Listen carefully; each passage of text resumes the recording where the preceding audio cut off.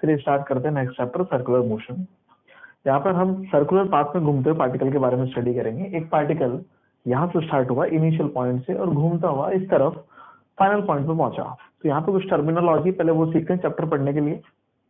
Centre से जो vector सीधा पार्टिकल को कनेक्ट करता है उसको हम रेडियल वेक्टर कहते हैं। A vector from centre to particle is simply radial vector. Next is positive x axis को हम रेफरेंस लाइन कहते हैं, ये हमने आपको बेसिक मैथ्स में बताया। अब ये जो रेडियल वेक्टर है वो रेफरेंस लाइन के साथ जो एंगल बनाता है उसको हम एंगुलर पोजीशन कहते हैं। सो this is theta initial and this is theta final.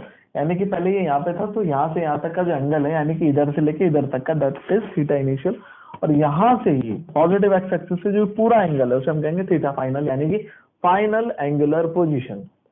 अब बात आती है नेक्स्ट जो टर्म है वो है एंगुलर डिस्प्लेसमेंट, जो हमें सबसे ज्यादा काम में आएगी। Angular displacement is defined as change in angular position, यानी कि फाइनल एंगुलर पोजीशन में से आप इनिशियल को सब्ट्रैक्ट करेंगे तो आपको जो वैल्यू मिलेगी दैट इज एंगुलर पोजीशन। तो कायदे से आप देखो कि एंगुलर डिस्प्लेसमेंट है क्या, तो बड़े आसानी से ये इनिशियल रेडियल वेक्टर और फाइनल रेडियल वेक्टर के बीच का एंगल है। यानी कि रेडियल वेक्टर जितना एंगल कवर करता हुआ जाता है हम उस वैल्यू को एंगुलर डिस्प्लेसमेंट कहते हैं। So angle covered by radial vector is simply angular displacement. तो आप इसे ऐसे याद रखें, but this is the basic definition. अब बात आती है एंटी क्लॉकवाइज सेंस में अगर आप घूमे यानी कि इस तरफ जा रहे हो आप तो हम उसे पॉजिटिव ट्रीट करते हैं कन्वेंशन में, और अगर क्लॉकवाइज सेंस में आप टर्न कर रहे हो इस तरीके से तो उसे नेगेटिव ट्रीट करें। तो हमने इस तरीके से रोटेशनल सेंस बनाया, ये क्लॉकवाइज और ये एंटी क्लॉकवाइज सेंस। तो ये चीज आपको ध्यान रखनी है। अगर आप इस तरफ 30 डिग्री घूम गए तो आप उसे +30 लोगे, लेकिन इस तरफ आप 70 डिग्री घूम गए तो आप उसे -70 डिग्री कंसिडर करेंगे आप according to convention. Now next term is the angular velocity. जिस तरीके से नॉर्मल वेलोसिटी डिफाइन है that rate of change of position with respect to time is normal velocity, dx/dt से आप रिप्रेजेंट करते हैं। यहाँ पर rate of change of angular position with respect to time is angular velocity. ये angle को cover करने की स्पीड है, जैसा कि यूनिट में भी पता लगा सकते हैं थीटा की रेडियन और टाइम की सेकंड। तो अगर मैं आपको एक एग्जांपल दूं π/2 रेडियन पर सेकंड, तो यहाँ पे ये मतलब है कि रेडियल वेक्टर 1 सेकंड में π/2 यानी कि 90 डिग्री का एंगल कवर कर जाएगा। अगर उसने ये एंगल क्लॉकवाइज सेंस में कवर किया है तो आप इसे -π/2 रेडियन पर सेकंड लिखेंगे, और अगर उसने एंटी क्लॉकवाइज में कवर कर लिया तो आप इसे +π/2 रेडियन पर सेकंड लिखेंगे। पर इसका मतलब समझिए आप कि 1 सेकंड में रेडियल वेक्टर, ध्यान से सुने, 1 सेकंड में रेडियल वेक्टर जितना एंगल कवर कर जाता है वही एंगुलर वेलोसिटी होती है, that is radian per second. सो हमने ये भी लिखा है speed of rotation of radial vector. तो आप देखें जो घड़ी होती है हमारी वॉच जो होती है उसमें 3 निडल्स होती है। अब जो सबसे तेज घूम रही है निडल यानी कि सेकंड्स वाली जो निडल होती है उसकी एंगुलर वेलोसिटी सबसे ज्यादा होगी, क्योंकि वो एंगल को फटाफट कवर करती हुई जाती है। मिनट वाली थोड़ी स्लो कवर करती है और आर एंड वाली बिल्कुल स्लो करती है, तो उसकी ओमेगा सबसे कम होगी। अब आप देखें ओमेगा की डायरेक्शन भी आप निकाल सकते हैं, उसके लिए हमें राइट हैंड थंब रूल का यूज करना पड़ता है। राइट हैंड थंब रूल को यूज करने का पहला रूल ये है कि आप अपना लेफ्ट हैंड जो है वो पॉकेट में रखें, वरना आप गलती कर देंगे राइट हैंड थंब रूल लगाने में। वरना लोग लेफ्ट हैंड से कर लेते हैं डायरेक्शन को कैलकुलेट और वो गलत आंसर देते हैं। तो आप ध्यान से देखें, हमने ये कुछ डायग्राम बनाया जिसमें पार्टिकल अलग अलग सेंस में घूम रहे हैं। ये 2 हॉरिजॉन्टल सर्कल्स हैं, यानी कि पार्टिकल इस तरीके से घूम रहा है हॉरिजॉन्टल प्लेन में, और 2 वर्टिकल प्लेन्स में घूम रहे हैं। तो जैसे ये वाला जो है सबसे पहले आप ये देखें, इसमें पार्टिकल इस तरीके से घूम रहा है यानी कि क्लॉकवाइज सेंस में। तो राइट हैंड थंब रूल कैसे लगाते हैं हम देखें। अपने राइट हैंड को आप रोटेशन के अलोंग कर्ल करें फिंगर्स को, और थंब आपको ओमेगा की डायरेक्शन दे देगा। बिल्कुल इस तरीके से देखें, ये इस तरीके से रोटेशनल सेंस है, हम इसे जैसे कर्ल करेंगे तो थंब हमें डायरेक्शन देगा जो आगे इनवर्ड। दूसरा, इसमें इस तरीके से घूम रहा है एंटी क्लॉकवाइज सेंस में, तो आप रोटेशन के अलोंग फिंगर्स को कर्ल करें इस तरीके से तो आपको थंब दे देगा डायरेक्शन ओमेगा की।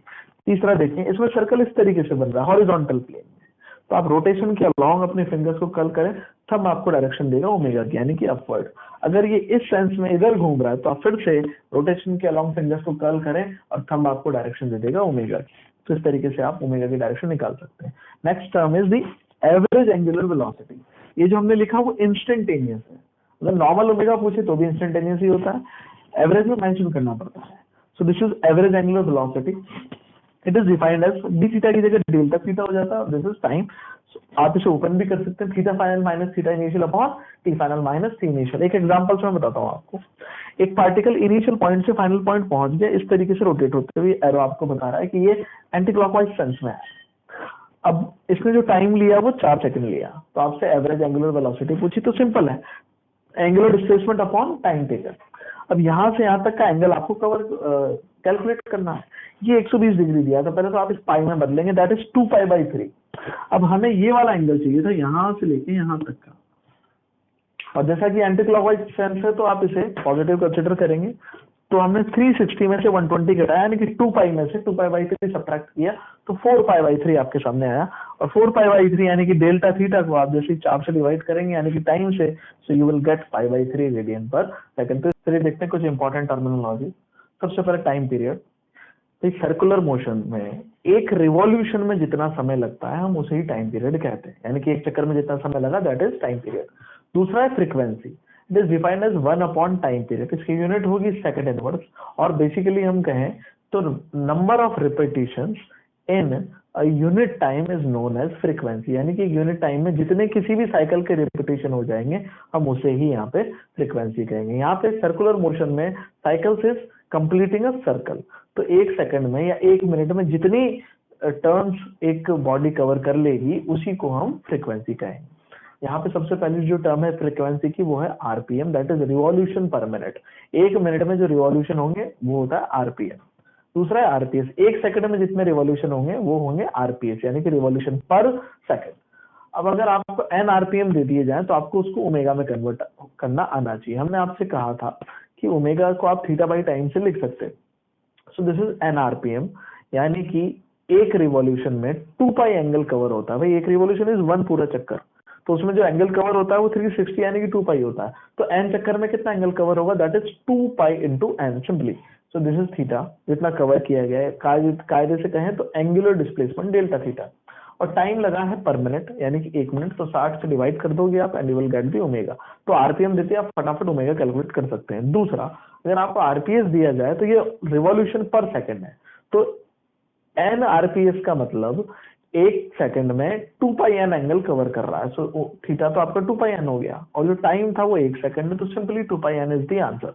तो इस तरीके से आप आरपीएम और आरपीएस दिए जाए तो ओमेगा निकाल सकते हैं। एक एग्जांपल से हमने बताया दैट इज 600 आरपीएम, और अगर आपको इसे ओमेगा में कन्वर्ट करना है तो आप सीधा सीधा इसका यूज करेंगे क्योंकि आरपीएम दिया गया आपको। This is 2π into 60, 600 upon 60, this is 20π radian per second. अब आप अगली चीज देखें इसमें, that is angular acceleration. Alpha is the symbol. जिस तरीके से एक्सीलरेशन हम डिफाइन करते हैं काइनेमेटिक्स में rate of change of velocity with respect to time, उसी तरीके से अल्फा यहाँ पे डिफाइन किया जाता है rate of change of omega यानी कि angular velocity with respect to time. तो इसको लिखा जाएगा d omega by D t. जैसा कि ऊपर डी ओमेगा लिखा है तो वो चेंज है ओमेगा का, सो यूनिट उसकी होगी रेडियन पर सेकंड और टाइम की यूनिट होगी सेकंड, तो इसकी यूनिट होगी रेडियन पर सेकंड स्क्वायर। ये एग्जांपल से देखिए आप, अगर हमने आपको अल्फा की वैल्यू दे दी 5 रेडियन पर सेकंड स्क्वायर, तो आप इसको थोड़ा इस तरीके से ओपन करके सोचें। ये लिखा हुआ है 5 रेडियन पर सेकंड। एक सेकंड में ओमेगा में जो चेंज आएगा उसकी वैल्यू कितनी होगी 5, क्योंकि जो ऊपर लिखा हुआ टर्म है वो है डी ओमेगा यानी कि चेंज इन ओमेगा। तो अल्फा इज एक्चुअली एक सेकंड में जो ओमेगा में चेंज आता है हम उसे ही अल्फा कहते हैं। और अगर ये पॉजिटिव है तो ओमेगा बढ़ता जाएगा, और अगर ये नेगेटिव है तो ओमेगा घटता जाएगा विद रिस्पेक्ट टू ओमेगा। हमने कहा अगर अल्फा 5 है तो omega will increase by 5 radian per second each second. इसका मतलब ये कि अगर एक radial vector 30 radian per second से टर्न कर रहा था और आपने उसे अल्फा लगा दिया 5 का, तो उसकी ओमेगा एक सेकंड बाद 35 हो जाएगी क्योंकि वो 5 से इंक्रीज कर जाएगी। फिर अगले सेकंड उसकी ओमेगा 35 प्लस 5 यानी कि 40 हो जाएगी। तो हर सेकंड 5 का राइज आता जाएगा ओमेगा में अगर अल्फा 5 है तो।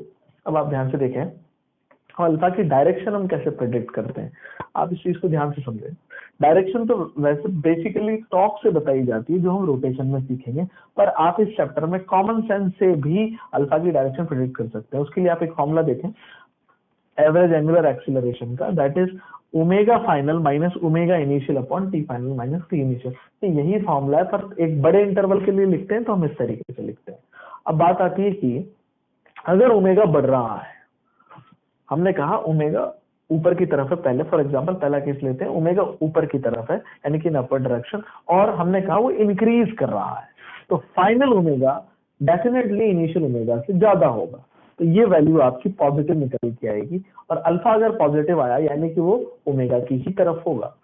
तो जब ओमेगा बढ़ता है तो आप कह सकते हैं omega and alpha are in same direction. आपको उल्टा भी याद रखना है कि अगर ओमेगा और अल्फा सेम डायरेक्शन में होंगे तो ओमेगा इंक्रीज करेगा, दोनों तरीकों से आपको याद रखना है। दूसरा एग्जांपल देखें, अगर ओमेगा ऊपर की तरफ है और ओमेगा जो है वो डिक्रीज कर रहा है, तो फाइनल ओमेगा जो होगा वो कम होगा इनिशियल ओमेगा से, और अल्फा की जो वैल्यू आएगी वो नेगेटिव आएगी, यानी कि ओमेगा से अपोजिट। तो जब ओमेगा और अल्फा अपोजिट होते हैं तो ओमेगा डिक्रीज करता है। आप उल्टा भी याद रखें कि अगर आप देख रहे हैं कि ओमेगा डिक्रीज हो रहा है, रोटेशनल स्पीड कम होती जा रही है, तो आप डेफिनेटली कह सकते हैं कि अल्फा जो होगा वो ओमेगा का अपोजिट होगा। ओमेगा की डायरेक्शन तो आप कॉमन सेंस से बता सकते हैं by right hand thumb rule.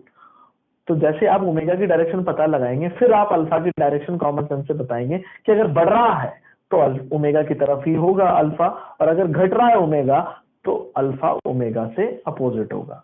और अगर ओमेगा चेंज नहीं हो रहा है तो अल्फा प्रेजेंट नहीं होता, अल्फा की वैल्यू जीरो होती है। आप उल्टा भी कह सकते हैं कि अगर अल्फा जीरो है तो omega will be constant. So there are three cases, if you see omega increases then omega and alpha are in same direction, if you see omega decreases then omega and alpha are in opposite directions, if you see omega is constant then alpha is not present in the scenario. Now alpha average का ये formula हम बता चुके हैं आपको। अब summary जो हमने अभी तक देखा कि डेल्टा थीटा का फॉर्मूला था theta final minus theta initial, या फिर आप कह सकते हैं जितना एंगल कवर किया जाता है रेडियल वेक्टर के द्वारा। दूसरा, ओमेगा का जो वैल्यू है इंस्टेंटेनियस ओमेगा का, that is D theta by D T, और एवरेज का delta theta by delta T. Alpha के दो फॉर्मूले हैं, D omega by D T, पर हम इसे थोड़ा सा कन्वर्ट कर सकते हैं थीटा के रेस्पेक्ट में। अगर मैं यहाँ डी थीटा और डी थीटा मल्टीप्लाई कर दूं तो D theta by D T हो जाएगा एक ओमेगा, और फॉर्मूला इस तरीके से कन्वर्ट हो जाएगा like v d v by d x in kinematics. और अल्फा एवरेज का फॉर्मूला ये हमने यहाँ पे लिखा है। तो इनकी क्वेश्चन अभी हम देखेंगे, तो एग्जाम्पल्स देखते हैं जो फॉर्मूला हमने सीखे हैं उनके। हमने आपको दिया है theta is equal to t cube plus 2, then find, कुछ पार्ट्स हमने दिए यहाँ पे, omega at 2 seconds, alpha at 3 seconds, omega average in first 2 seconds and alpha average from t बराबर 1 टू टी बराबर 3। तो हमने जितने भी फॉर्मूले बताए हम सबके क्वेश्चन आपसे पूछते हैं। अब ओमेगा एट देखते आपको चमकेगा कि ये इंस्टेंटेनियस एंगुलर वेलोसिटी पूछ रहा है, तो आप जानते हैं formula is D theta by D T. जैसे आप डिफरेंशिएट करेंगे आपको ओमेगा मिल जाएगा, that is 3t square differentiation, और 2 का डिफरेंशिएशन होगा 0, so answer is 3t square. पर आपसे पूछा 2 सेकंड पे। नाउ दिस फंक्शन सेज कि आप टाइम रखें और ओमेगा की वैल्यू पाएं। तो आप जैसे इसमें 2 रखेंगे, जैसे कि आपसे 2 पे पूछा गया, सो 2 का स्क्वायर 4 और 3 12, यानी कि 12 radian per second is your answer. अब अल्फा निकालने के लिए हमें ओमेगा को डिफरेंशिएट करना पड़ता है, that is d omega by D t. तो जैसे आप इसे डिफरेंशिएट करेंगे it will be 60, so your function is alpha equal to 60। Time रखिए और अल्फा पाइए, और आपसे अल्फा 3 सेकंड में पूछा, जैसे आप प्लेस करेंगे it will B 18 radian per second square. अब बात आती है ओमेगा एवरेज कैसे निकालें। Theta final minus theta initial upon T final minus T initial, यानी कि delta theta by delta T. अब इसमें गलती से बचने के लिए आप सबसे पहले इंटरवल पे ध्यान दें, that is in first 2 seconds, यानी कि t बराबर 0 से t बराबर 2 तक। तो पहले आप यहाँ पे फाइनल की जगह 2 प्लेस कर दें और इनिशियल की जगह 0, और यहाँ पे फाइनल और इनिशियल की जगह थीटा 2 और थीटा 0 लगा दें, जो सिग्निफाई करेगा कि आप 2 और 0 सेकंड का थीटा निकालना चाहते हैं, और थीटा का जवाब थीटा का फंक्शन ही देगा, ये चीज ध्यान रखनी है। तो जैसे आप थीटा 2 सोचेंगे, आपको 2 रखना है थीटा के अंदर, तो जैसे आप वहां रखेंगे तो ये बनेगा 2 का क्यूब प्लस 2, यानी कि 8 प्लस 2 10। तो जैसे आप 0 प्लेस करेंगे इसके अंदर तो ये बनेगा 2, सो थीटा 0 आ गया आपका 2। अब आप फॉर्मूले में प्लेस कर देंगे वैल्यूज को, दिस इज 10 माइनस 2, 2 माइनस 0, और टाइम जो था आपका 2 था, आप डिवाइड करेंगे और your answer will B 4 radian per second omega average. अब अल्फा एवरेज का भी फॉर्मूला बिल्कुल ऐसे ही काम करता है, that is omega final minus omega initial upon T final minus T initial, और योर इंटरवल इज 1 to 3। तो पहले आप 3 प्लेस करेंगे फिर 1 प्लेस करेंगे, और यही चीजें ऊपर प्रिंट करनी है एकदम। ओमेगा 3 माइनस ओमेगा 1 जो रिप्रेजेंट कर रहा है कि 3 सेकंड का ओमेगा चाहिए और 1 सेकंड का ओमेगा चाहिए, और ओमेगा का जवाब ओमेगा का फंक्शन देगा। तो जैसे आप 3 प्लेस करेंगे तो 3 का स्क्वायर इंटू 3 इज 27, और जब आप 1 प्लेस करेंगे तो ये बनेगा 3। तो 27 माइनस 3 इज 24 और 2 से डिवाइड करते you will gate 12 radian per second square. तो इस तरीके से हम आंसर निकालते हैं omega average, alpha average, omega and alpha के।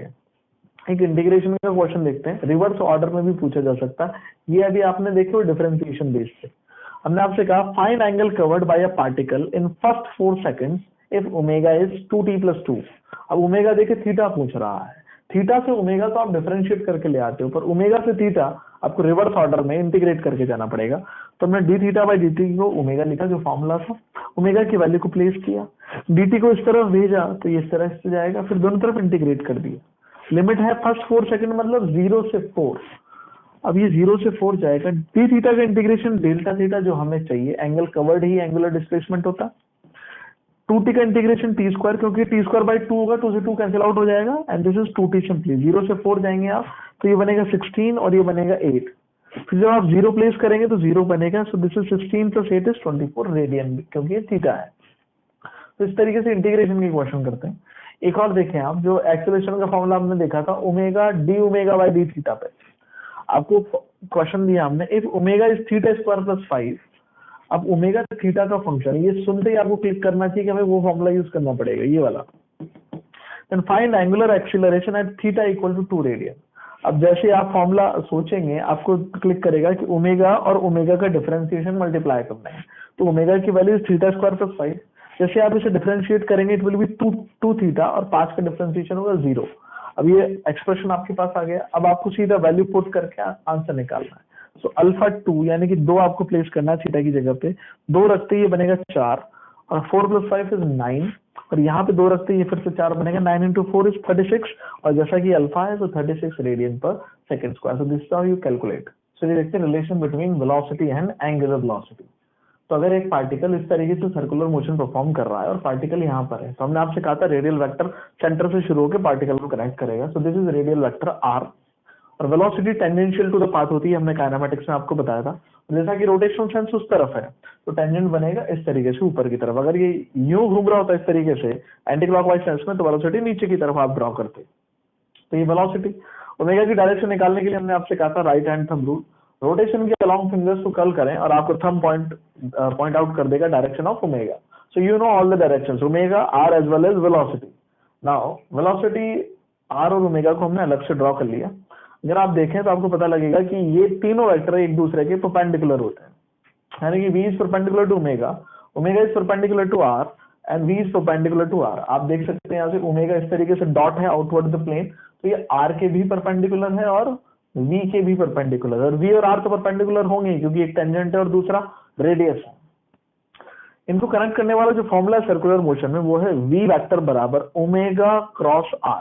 And as you know omega cross r को आप लिख सकते हो ओमेगा r साइन थीटा, पर जैसा कि ये सारे वेक्टर 90 डिग्री पे हैं तो थीटा 90 रखोगे तो साइन 90 की वैल्यू 1 आएगी and your answer will be v equal to omega r। So this is scalar relation and this is vector relation. तो आप हमेशा इसी का यूज करें स्केलर रिलेशन का, और आप डायरेक्शन हमेशा बुद्धि से बता सकते हैं कि कौन किस तरफ होगा। वेलोसिटी हम टेंजेंट की डायरेक्शन से बता देते हैं और ओमेगा के लिए right hand thumb rule and r vector is always from centre to the particle. Now there are some important points, आप ध्यान से सुनें। अगर बॉडी सर्कुलर मोशन परफॉर्म कर रही है और आप एंगुलर वेलोसिटी और रेडियल वेक्टर सब कुछ सेंटर के रेस्पेक्ट में ड्रॉ कर रहे हो तो हम इसे सिर्फ एंगुलर वेलोसिटी के नाम से जानते हैं। पर अगर motion other than circular motion है या फिर आपने रेफरेंस पॉइंट सेंटर से अलग कुछ लिया है तो हम उस समय कैलकुलेटेड ओमेगा को रिलेटिव एंगुलर वेलोसिटी के नाम से जानते हैं। तो हमने यही लिखा है कि अगर आप reference point other than centre लें या फिर ऑब्जर्वर बना दे कोई जो आप सिचुएशन को ऑब्जर्व करे तो रेफरेंस उस समय ऑब्जर्वर हो जाएगा। तो ऐसी सारी सिचुएशन में omega is known as relative angular velocity. इसको निकालने की कुछ स्टेप्स हैं, आप ध्यान से देखें। सबसे पहला काम आप आर वेक्टर ड्रॉ करें जो सेंटर से नहीं रेफरेंस पॉइंट से पार्टिकल को कनेक्ट कर देगा। दूसरा, अगर वो रेडियल वेक्टर जो आपने ड्रॉ किया है वो आपको टर्न करता हुआ दिखता है, लाइक आपने ऐसा ड्रॉ किया वो आपको टर्न करता हुआ नजर आता है या इस तरफ टर्न करता हुआ या ऐसे किधर भी अगर टर्न करता हुआ नजर आता है आपको तो ओमेगा इज प्रेजेंट। ये चेकिंग टेक्निक है।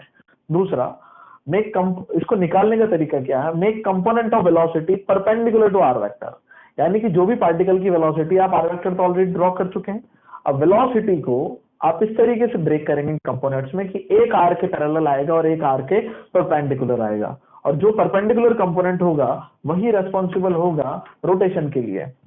तो हम बड़े आसानी से ओमेगा को यहाँ डिफाइन करेंगे v परपेंडिकुलर बाय आर। तो अगर सर्कुलर मोशन है तो simply omega can be written as v by r, but if it is other than circular motion then you will write v perpendicular by r. So this is how we calculate. एक question से देखते हैं हम, आप ध्यान से देखो। Find relative angular velocity with respect to O and A. तो सबसे पहले अपन O की बात करते हैं। A पॉइंट भी हम लोग मार्क कर लेते हैं, आप ध्यान से देखिए। इस तरीके से हमने एक पॉइंट A ड्रॉ कर लिया। अब बात आती है O के लिए, पहले अपन कैलकुलेट करते हैं। तो पहला स्टेप है हमारा draw r vector from reference to particle. तो हमने O से लेके पार्टिकल तक एक आर वेक्टर ड्रॉ किया। इसकी लेंथ आपको 10 मीटर ऑलरेडी दे रखी थी। वेलोसिटी पार्टिकल की 20 मीटर पर सेकंड है। तो आप सबसे पहले इसे ब्रेक करेंगे वेलोसिटी को, एक आर के पैरेलल और फिर एक आर के परपेंडिकुलर। और पहले आप पैरेलल कंपोनेंट बनाए तो आपको परपेंडिकुलर कंपोनेंट इजीली नजर आ जाएगा, क्योंकि ये जो मेन वेक्टर जिसे आप तोड़ रहे हैं वो दोनों के बीच में होना जरूरी है। तो पैरेलल अगर उस तरफ आया तो परपेंडिकुलर इस तरफ आएगा ताकि ये बीच में आए। So this is 20 cos 37, क्योंकि ये 37 है तो ये 37, और ये चिपका वाला cos कंपोनेंट होता है, this is 16, and this is 20 sin 37, it is 12, क्योंकि sin 37 3/5 होगा। तो ये जो कंपोनेंट है वही v परपेंडिकुलर है, क्योंकि ये r वेक्टर के परपेंडिकुलर बना हुआ है। और ओमेगा की वैल्यू आपने सीखा v परपेंडिकुलर बाय r होता है। तो बड़े आसानी से दिस इज 12/10 यानी कि 1.2 रेडियन पर सेकंड। तो ऐसे आप कैलकुलेट करते हैं। अगर आप ए पॉइंट के रेस्पेक्ट में कैलकुलेट करना चाहते हैं तो पहला काम आप सबसे पहले आर वेक्टर ड्रॉ करेंगे। तो आप ए से लेके आर तक वेक्टर सीधा सीधा ड्रॉ कर दें। So this is new r vector और पूरी वेलोसिटी इसके पैरेलल है, तो आप इसका परपेंडिकुलर कंपोनेंट नहीं बना पाएंगे और आपकी एंगुलर वेलोसिटी ए के रेस्पेक्ट में 0 निकल के आएगी। तो इस तरीके से हम कैलकुलेट करते हैं, क्योंकि यहाँ v परपेंडिकुलर की वैल्यू 0 होगी। चलिए देखते हैं कुछ एग्जांपल्स रिलेटिव एंगुलर वेलोसिटी के। एक कार जिसकी speed initial 10 metre per second और वो कांस्टेंट आपको दे रखी है, और ओमेगा आपसे रिलेटिव एंगुलर वेलोसिटी पूछा गया जो इस ऑब्जर्वर के रेस्पेक्ट में पूछा गया, जो 30 मीटर डिस्टेंट है कार से इनिशियल स्टेट में। अब 4 सेकंड बाद जो गाड़ी वो अपने प्लेस से आगे बढ़ जाएगी। कितना आगे बढ़ेगी? वही डिस्टेंस बराबर स्पीड इनटू टाइम, क्योंकि ये कांस्टेंट है, यानी कि 40 metre. So this gap is 40 metre initial और फाइनल लोकेशन का, दिस इज 30। अब आप स्टेप्स फॉलो करेंगे, क्योंकि आप 4 सेकंड बाद जो कार जहां पर होगी वो आप ड्रॉ कर चुके हैं। दूसरा, आर वेक्टर ड्रॉ करने के लिए हम रेफरेंस से सीधा पार्टिकल को कनेक्ट करेंगे जो कि कार है। सो पाइथागोरस थ्योरम से 30 40 तो हाइपोटेनस आपका निकल जाएगा 50। अब बात आती है कि आर वेक्टर तो हमें पता है, स्पीड भी हमें पता है। अब हमें अगली स्टेप परफॉर्म करनी है कि हमें वेलोसिटी के कंपोनेंट करने हैं जो कि आर के पैरेलल और परपेंडिकुलर वाले। तो ये डायग्राम हमने नीचे ड्रॉ किया। 30 40 50 जैसा कि आप जानते हैं स्पेशल ट्राइंगल। स्पेशल ट्राइंगल में बड़ी साइड जो है 40, उसके सामने वाला जो एंगल होगा अपोजिट वाला एग्जैक्ट वो होगा 53 डिग्री, और 30 के सामने वाला होगा 37। सो this is 37 and this is 53। अब ये 37 है तो ये भी 37 होगा। तो हमने 10 के 2 कंपोनेंट किए, एक आर के पैरेलल और एक आर के perpendicular. So this is 10 cos 37, तो ये आएगा 8 क्योंकि चिपका वाला है कंपोनेंट। दिस इज 10 sin 37, ये आएगा 6। जैसा कि देख सकते हैं यही वेक्टर आर है, तो ये v परपेंडिकुलर हुआ और आपका फॉर्मूला है v perpendicular by r, that is 6/50, क्योंकि v परपेंडिकुलर 6 और r की वैल्यू 50। एक और एग्जांपल देखें, जब आपका रेफरेंस खुद मूव कर रहा हो तो हम कैसे खेलते हैं। एक गाड़ी है ए जो 20 मीटर पर सेकंड से जा रही है, दूसरी गाड़ी इस तरीके से थोड़ा सा एंगल पे जा रही है 50 मीटर पर सेकंड से, this is the top view, और ये 60 डिग्री एंगल पे जा रही है इस लाइन से। अब आपसे पूछा find relative angular velocity of B with respect to A, तो ए इज द रेफरेंस, तो ए ऑब्जर्वर की तरह एक्ट करेगा। तो पहली बात, जैसे आप इसे रेफरेंस या ऑब्जर्वर बनाएंगे ये रेस्ट पे आ जाएगा, क्योंकि ही इज द ऑब्जर्वर और हमें रिलेटिव लेना पड़ेगा। तो उसके पहले आप आर ड्रॉ करें जो ऑब्जर्वर से शुरू होकर पार्टिकल को कनेक्ट करेगा, क्योंकि बी क्यू में निकलवाई जा रही है ए के रेस्पेक्ट में। So this is your r vector, that is 100 जो आपको दिया गया है क्लियरली। अब आप इसके कंपोनेंट करेंगे 50 के, सो 50 cos 60 जो हमने बना दिया, दिस इज 25 एंड 50 sin 60, तो हमने यहाँ पे लिख दिया। इसकी वैल्यू की हमें जरूरत भी नहीं है, क्योंकि हमें परपेंडिकुलर कंपोनेंट चाहिए होता है। रीजन भी क्योंकि वही ओमेगा के लिए रेस्पॉन्सिबल होता है। तो हमने v परपेंडिकुलर लिख लिए, this is 25 and this is 20, और हमें रिलेटिव लेना है। और आप जानते हैं जो दोनों वेलोसिटीज अगर एक ही तरफ होती हैं तो उनका सबट्रैक्शन हो जाता है रिलेटिव लेते हुए। This is 25 minus 20 and it will be 5. So you have v perpendicular relative is 5 and your r is 100. So आप डिवाइड करेंगे and you will get the answer. But now you have to remember one thing, कि अगर reference नहीं चले तो आपका formula is simply v perpendicular by r. But if reference is also moving then you have to take the relative of the velocities, and then you will provide the answer.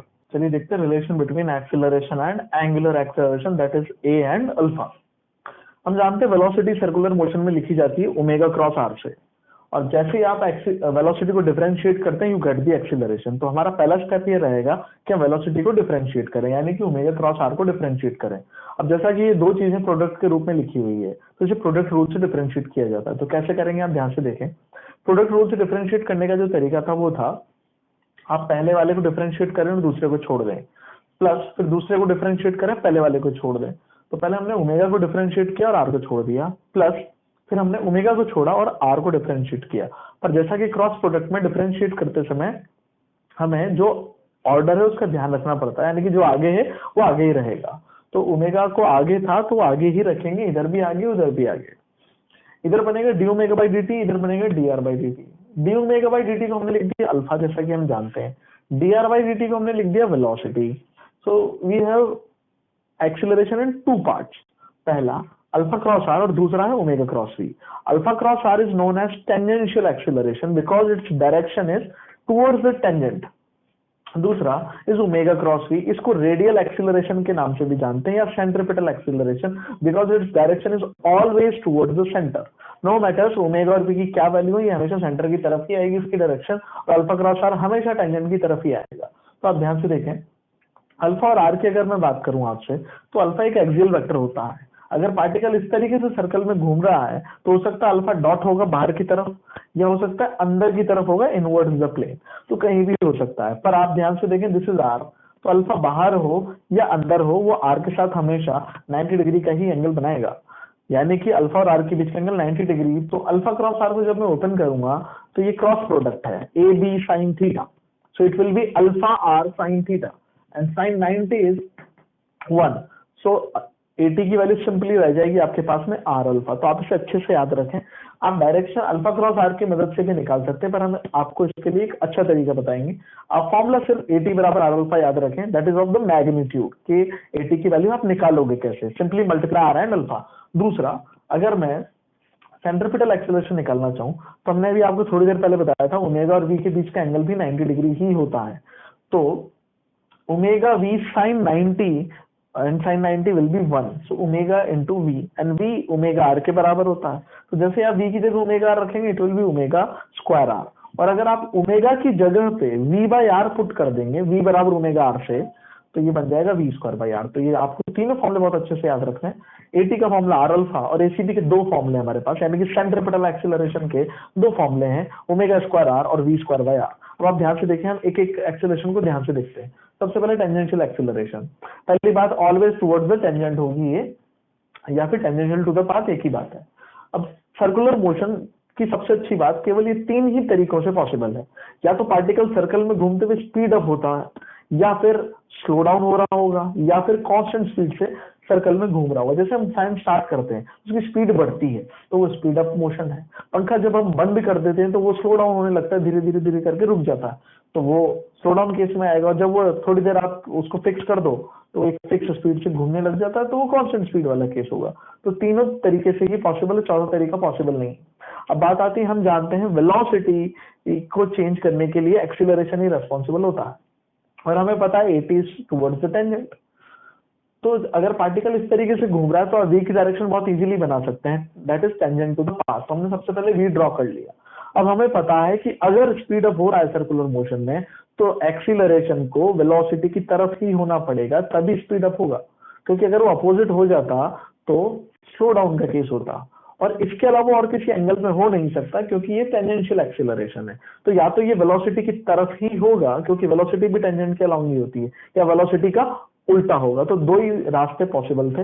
तो अगर speed up है तो ये velocity की तरफ होगा, यानी कि v और AT हमेशा एक दूसरे के पैरेलल होंगे। आप पार्टिकल को कहीं भी लोकेट करें तो AT आप तुरंत ड्रॉ कर सकते हैं, अगर आपको वेलोसिटी पता है तो, वेलोसिटी की डायरेक्शन पता है तो। अगर पार्टिकल यहाँ है तो v इस तरफ, क्योंकि रोटेशनल सेंस हमने ऐसा बनाया, और AT भी उसी की तरफ होगा क्योंकि स्पीड अप का केस है, यानी कि v is always parallel to tangential acceleration in case of speed up. दूसरा, अगर मैं स्लो डाउन की बात करूं, अगर पार्टिकल इस तरीके से घूम रहा है और यहाँ पे पार्टिकल था, अब जैसे इस सेंस में घूम रहा है तो आप पहले वेलोसिटी तो फटाफट ड्रॉ कर सकते हैं कि इस तरफ जा रहा है तो टेंजेंशियल ऐसे ही बनेगा। अब स्लो डाउन है तो हमें पता है स्लो डाउन के लिए एक्सीलरेशन को वेलोसिटी का उल्टा होना पड़ेगा, तभी तो उसे स्लो करेगा। तो AT होगा 180 डिग्री एंगल पे, किससे? वेलोसिटी से। V and AT are anti parallel in case of slow down. और अगर कांस्टेंट स्पीड है, कांस्टेंट स्पीड यानी कि V कांस्टेंट, और V बराबर ओमेगा आर फॉर्मूले से ओमेगा भी कांस्टेंट, और अगर ओमेगा कांस्टेंट है तो हमें पता है अल्फा 0 होता है, और अल्फा 0 होगा तो AT भी 0 होगा। तो AT कांस्टेंट स्पीड के केस में होता ही नहीं है, कितना होता है भाई? 0।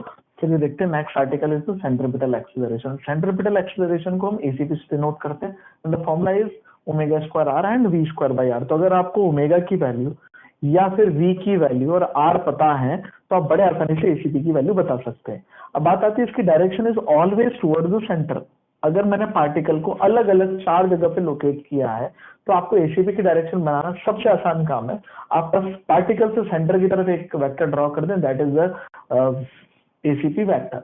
अब इसकी जो लेंथ होगी वो मैग्नीट्यूड के हिसाब से होगी, कि अगर V बढ़ता जा रहा है तो इसकी लेंथ भी बढ़ती जाएगी, क्योंकि formula is V square by R। इस तरीके से आप बना सकते हैं ACP को बहुत easily. It is always toward centre. और इससे हमें एक चीज और पता लगती है, इसकी डायरेक्शन कंटिन्यूअसली चेंज करती है। आप देख सकते हैं ये सारे वेक्टर अलग अलग डायरेक्शन में पॉइंट आउट कर रहे हैं, क्योंकि अगर पार्टिकल घूमेगा तो ये वेक्टर की डायरेक्शन तो चेंज होना डेफिनेट है। तो बड़े आसानी से आप बोल पाएंगे कि इसकी डायरेक्शन कंटिन्यू चेंज करती है, यानी कि कांस्टेंट नहीं होता है। दूसरा, नेट एक्सीलरेशन अगर मैं निकालना चाहूं तो मुझे पता है कि ये नेट एक्सीलरेशन टेंजेंशियल और रेडियल का वेक्टर सम है। तो हमने लिखा net acceleration is vector sum of AT plus ACP, and you no ACP is toward the centre. अगर मैं यहाँ पार्टिकल लोकेट करता हूँ तो ACP तो सेंटर की तरफ होगा, और AT जो है वो टेंजेंट की तरफ होता है। अब हो सकता है वो नीचे की तरफ हो, हमने एक तरफ मान के बना दिया, लेट्स से ऊपर की तरफ है, तो आप पैरेललोग्राम बनाएंगे इनसे बनता हुआ, और उसका जो डायगोनल होगा वो आपको A नेट देगा, और AT और ACP के बीच का एंगल 90 डिग्री है। तो आप मैग्नीट्यूड भी लिख सकते हैं under root AT square plus ACP square. तो ये आपको बड़े अच्छे से याद रखना है। अगर आपको नेट एक्सीलरेशन बोला जाता है या टोटल एक्सीलरेशन या सिर्फ एक्सीलरेशन, तो भी एक ही मतलब है, और आपको इसी चीज का जवाब देना है। और AT का भी फॉर्मूला आप जानते हैं और ACP का फॉर्मूला भी आप जानते हैं। नेक्स्ट इज सर्कुलर मोशन को किस तरीके से क्लासिफाई किया गया, आप ध्यान से देखें। अगर अल्फा 0 है तो हम उस यहाँ पे बोल सकते हैं कि ओमेगा कांस्टेंट है, और अगर अल्फा नॉन जीरो है तो हम कहेंगे ओमेगा वेरिएबल है, क्योंकि अल्फा ही चेंज करता है ओमेगा को। तो अल्फा अगर 0 है तो ओमेगा कांस्टेंट, और इस प्रकार के सर्कुलर मोशन को हम यूनिफॉर्म सर्कुलर मोशन कहते हैं। और अगर अल्फा नॉन जीरो है तो ओमेगा वेरिएबल, और इस प्रकार के मोशन को हम नॉन यूनिफॉर्म सर्कुलर मोशन कहते हैं। अब बात आती है कि अगर अल्फा 0 है तो AT भी 0 होगा, क्योंकि AT का फॉर्मूला इज R अल्फा। तो ये पार्ट AT 0 होगा, और ACP की वैल्यू फिक्स हो जाएगी, क्योंकि ओमेगा कांस्टेंट होते ही ये वैल्यू फिक्स हो जाएगी, पर ओनली इन मैग्नीट्यूड, क्योंकि डायरेक्शन तो ACP कंटिन्यूअसली चेंज करती रहती है। और अगर अल्फा नॉन जीरो है तो AT भी नॉन जीरो होगा। चलिए देखते हैं काइनेमेटिक्स ऑफ सर्कुलर मोशन। हमने इसे 3 पार्ट में तोड़ा है, अल्फा 0, अल्फा कांस्टेंट और अल्फा वेरिएबल। अल्फा के अकॉर्डिंग अल्फा 0 को पहचानने का तरीका है, या तो क्वेश्चन में कांस्टेंट ओमेगा दिया गया होगा या फिर स्पीड कांस्टेंट होगी। वेलोसिटी सर्कुलर मोशन में कभी भी कांस्टेंट नहीं होती, रीजन बीइंग क्योंकि उसकी डायरेक्शन कंटिन्यूअसली चेंज करती रहती है। हमारे पास यहाँ एक ही फॉर्मूला सॉल्व करने के लिए, सिंपल सा, that is theta equal to omega into T.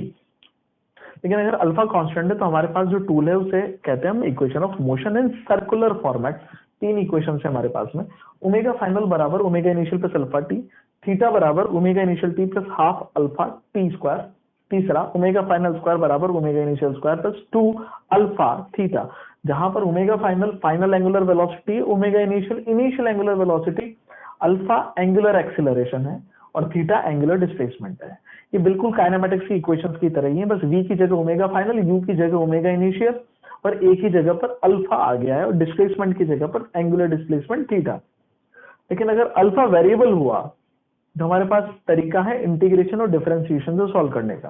बिल्कुल बेसिक फॉर्मूले से हम वहां पे क्वेश्चन को सॉल्व करते हैं। Omega is D theta by D T, पहला फॉर्मूला, और अल्फा के 2 फॉर्मूले हैं, D omega by D T और omega D omega by D theta. इनके क्वेश्चन फंक्शन बेस्ड क्वेश्चन मैं आपको ऑलरेडी करवा चुका हूँ। अब आप इनके क्वेश्चन देखें। अगर क्वेश्चन में आपको दिया, if a particle covers theta radian in 10 seconds rotating with 300 RPM, find theta AT ACP if radius is 2 metre. अगर आपको हमने दिया 300 आरपीएम तो हमने कांस्टेंट आरपीएम आपको दे दिया, और आरपीएम कांस्टेंट मतलब omega constant. You know the formula of omega by RPM, that is 2 pi n by 60। जैसे आप डिवाइड करेंगे you will gate 10 pi radian पर सेकेंड, ये हमने आपको बताया था। अब बात आती है ओमेगा आती है, आप ACP निकाल सकते हैं, that is omega square R. तो आप इसका स्क्वायर करेंगे 10 पाई का square into R, that is 100 pi square into 200 pi square meter per second square. Reason being because it is acceleration not angular acceleration. अब बात आती है एटी की, तो एटी की वैल्यू 0 होगी क्योंकि एटी का फॉर्मूला होता है r alpha, and whenever omega is constant alpha is 0 and alpha is 0 तो एटी इज 0। अब बात आती है थीटा बराबर ओमेगा टी से हम थीटा भी निकाल सकते हैं। ओमेगा हमें पता है 10 पाई और टाइम है 10 सेकंड, तो बड़े आसानी से आप थीटा भी निकाल लेंगे, दैट इज 100 पाई रेडियन। तो इस तरीके से आप कांस्टेंट ओमेगा का क्वेश्चन करते हैं। पर अगर आपको क्वेश्चन में कांस्टेंट एंगुलर एक्सीलरेशन दिया जाए तो आपको इक्वेशंस के साथ सवाल सॉल्व करना पड़ेगा। क्वेश्चन हमने दिया, if a particle covers 100 radian starting from rest in 4 seconds under constant alpha find alpha. कि अगर कांस्टेंट अल्फा से वो 4 सेकंड में 0 से स्टार्ट होके 100 रेडियन कवर कर लेता है तो अल्फा बताइए। अब ये थीटा दिया गया है और ये टाइम है, थीटा और टाइम को जोड़ने वाली जो इक्वेशन है वो सेकंड इक्वेशन है, तो हम उसमें सारे वेरिएबल्स को प्लेस कर देंगे। थीटा की जगह 100, ओमेगा इनिशियल की जगह 0 रखेंगे क्योंकि ये रेस्ट से स्टार्ट हुआ है, and half alpha T square यानी कि 4 का स्क्वायर 16/2 ये बनेगा 8। जैसे ही नीचे भेजेंगे आप अल्फा की वैल्यू निकलेगी 12.5 radian per second square as it is angular acceleration. Now see some more questions. आपको हमने कहा if a particle starts from rest with alpha 2 radian per second square find a net after 2 second. जैसे ही आप ए net सुनते हैं तो सबसे पहले आपको उसका फॉर्मूला स्ट्राइक करना चाहिए, that is eighty square plus ACP square. और फिर इनके फॉर्मूले स्ट्राइक करने चाहिए आपको। एटी का फॉर्मूला आर अल्फा, तो हमने सारी वैल्यूज पुट की। आर की वैल्यू आपको दी गई थी 1 मीटर, अल्फा से 2 रख दिया, एटी आ गया 2। बात आती है कि एसीपी निकालने के लिए आपको ओमेगा चाहिए, ओमेगा स्क्वायर आर। अब बात आती है 2 सेकंड बाद आपसे पूछा तो ओमेगा भी आपको 2 सेकंड बाद का चाहिए, तो हमने ओमेगा 2 बराबर omega initial plus alpha T. अब टाइम के हिसाब से ओमेगा बताने की इक्वेशन फर्स्ट इक्वेशन ही है, तो जैसे हम प्लेस करेंगे इनिशियल 0 क्योंकि रेस्ट से स्टार्ट हुआ था, अल्फा 2 और टाइम भी 2, तो ये निकला आपका 4। सो ओमेगा 2 की वैल्यू आ गई 4 सेकंड। अब हम इसमें प्लेस कर देंगे फॉर्मूले में जो था ओमेगा स्क्वायर आर, यानी कि 4 का स्क्वायर करेंगे, आर की वैल्यू 1 है तो ये तो एसीपी हुआ, पर इसका भी स्क्वायर करना है आपको, सो दिस इज स्क्वायर। तो 16 का स्क्वायर होगा 256 और 2 का square 4 and your answer will be √260 metre per second square. यहाँ पे ध्यान रखना है आपको इस स्टेप में पर्टिकुलर। अब एक और क्वेश्चन जो नीट में इस तरीके का पूछा गया है कि एक पार्टिकल की एक्सेलरेशन ऐसे दिखाई गई आपको ए 37 डिग्री एंगल पे, हमने बता दिया आपको। अब बात आती है कि आपसे पूछा जा रहा है कि अगर ए की वैल्यू 10 है और रेडियस 2 है तो एसीपी, एटी, ओमेगा और अल्फा की वैल्यूज बताइए। तो हमने आपसे कहा था कि ए नेट का रेडियस के अलोंग जो कंपोनेंट होता है वो एसीपी होता है और जो परपेंडिकुलर होगा वो एटी होगा। तो हम सबसे पहले इसके कंपोनेंट कर लेते हैं। 10 का ये चिपका वाला एंगल के साथ चिपका कंपोनेंट जो रेडियस के अलोंग है वो एसीपी होगा, that is 10 cos 37, this is 8, और ये वाला होगा 10 sin 37 यानी कि 6। अब हमें पता है ये एटी और ये एसीपी है। एसीपी की जगह हमने रखा omega square into r, r की वैल्यू 2 थी तो ओमेगा यहाँ से निकल गया आपका 2 रेडियन पर सेकंड, क्योंकि ये 4 बनेगा रूट लेते 2, और आपका एटी था 6 और एटी का फॉर्मूला होता है आर अल्फा। तो जैसे आप इसे प्लेस करेंगे आर की जगह पे 2, अल्फा निकल जाएगा आपका 3 रेडियन पर सेकंड स्क्वायर। तो इस तरीके से आप क्वेश्चन करते हैं जब अल्फा 0 होता है और जब अल्फा कांस्टेंट होता है, इस तरीके के। फिर स्टार्ट करते हैं डायनामिक्स ऑफ सर्कुलर मोशन। इसमें हम सर्कुलर मोशन की कॉज के बारे में बात करेंगे जिसके कारण से सर्कुलर मोशन होता है, और किसी भी मोशन का जो स्टार्टर या क्रिएटर होता है वो होता है भाई फोर्स। तो अभी तक आपने देखा था कि भाई सर्कुलर मोशन में 2 तरीके की एक्सीलरेशन इन्वॉल्व होती है, that is eighty and ACP. Eighty is responsible for speed change, ये स्पीड को बढ़ा भी सकती है घटा भी सकती है, कांस्टेंट स्पीड में होती ही नहीं है। लेकिन एसीपी जो है वो सर्कल में घुमाने के लिए रेस्पॉन्सिबल होती है। पर अब बात आती है इन्हें कौन क्रिएट करता है, विच इज फोर्स। तो आप लिख सकते हो नेट फोर्स को मास इनटू ए नेट, और ए नेट इन दोनों का रिजल्टेंट होती है, जैसा कि हमने अभी बात किया था थोड़ी देर पहले। सो एफ नेट को लिखा जा सकता है एम इनटू ए नेट, और f net is the combination of vector sum of f t plus f c t, यानी कि tangential force plus centripetal force. अब बात आती है कि हम न्यूटन सेकंड लॉ से सेंट्रिपिटल फोर्स और टेंजेंशियल फोर्स को बिल्कुल एम इनटू ए फॉर्म में लिख सकते हैं। हमें पता है centripetal force is the generator of centripetal acceleration, तो आप लिख सकते हैं एफसीपी बराबर एम इनटू एसीपी, और टेंजेंशियल फोर्स को लिख सकते हैं m into AT which is the generator of tangential acceleration. Now ये हमने इनके नाम लिखे हुए हैं। अब बात आती है कि सेंट्रिपिटल जो फोर्स है वो एसीपी क्रिएट करता है। आप भी बहुत ध्यान से सुने, सेंट्रिपिटल फोर्स जो है वो एसीपी को क्रिएट करता है, और ACP is responsible for turning in circular motion. So centripetal force जो होगा वो सेंटर की तरफ ही होगा, क्योंकि centripetal acceleration is always towards the centre. Now हमने कुछ एग्जांपल लिखे हैं, जैसे अगर आप एक स्टोन को रस्सी से बांध के घुमा रहे हैं ऐसे सर्कल में, ये उसका टॉप व्यू है, तो जो टेंशन होगी वो सेंट्रीपिटल फोर्स होगी, क्योंकि टेंशन के कारण ही ये घूम रहा है। सेंट्रीपिटल फोर्स कोई नया फोर्स नहीं होता है।